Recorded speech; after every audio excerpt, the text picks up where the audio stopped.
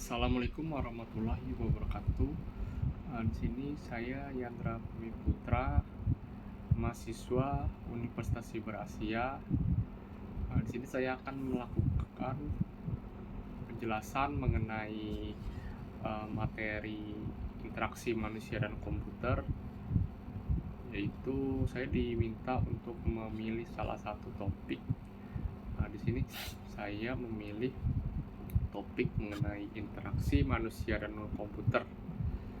Nah, untuk manusia dan komputer ini adalah bidang studi yang berfokus bagaimana manusia berinteraksi dengan sistem komputer. Tujuannya adalah untuk menciptakan antarmuka atau user interface yang tidak hanya mudah digunakan tetapi juga menarik, efisien, dan mempertimbangkan aspek psikologis pengguna serta estetika desain.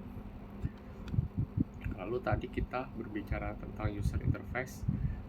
Jadi pengertian user interface ini atau disingkat UI adalah jembatan antara pengguna dan sistem pada konteks interaksi manusia dan komputer.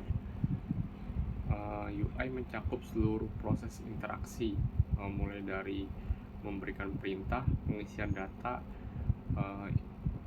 output dari si aplikasi atau websitenya, hingga penanganan masalahnya. Jadi semua elemen tadi itu berperan penting agar si sistem atau si manusianya bisa saling berinteraksi. Selanjutnya ada juga kita mempelajari mengenai metafora dalam IMK. Agar interaksinya lebih intuitif, digunakan konsep metafora dalam perancangan UI. Contohnya metafora dialog yang menggambarkan interaksi manusia dan komputer seperti percakapan dua arah. Jadi komputer itu merespon berdasarkan masukan pengguna. Selanjutnya ada juga metafora manipulasi langsung, yaitu ketika pengguna merasa langsung memanipulasi objek di layar, seperti saat melakukan drag and drop, mengeklik tombol dan memperbesar gambar. Selanjutnya ada karakteristik dialog yang baik, yaitu sebuah antarmuka yang baik yang memiliki beberapa karakteristik penting. Yang pertama itu ada konsistensi dalam simbol, warna, dan fungsi. Kedua, dukungan terhadap pengguna, seperti memberikan umpan balik saat terjadi kesalahan. Yang ketiga itu ada respon yang jelas dan cepat terhadap aksi pengguna. Dan keempat, input yang minimum, artinya pengguna tidak perlu terlalu banyak mengetik atau menginput, jadi sudah ada tersedia di sistem dengan pilihan drop down tadi. Nah, yang habis itu ada panduan desain UI. Jadi untuk membantu menciptakan UI yang baik, perusahaan besar seperti Microsoft dan Apple telah menyediakan desain guideline-nya.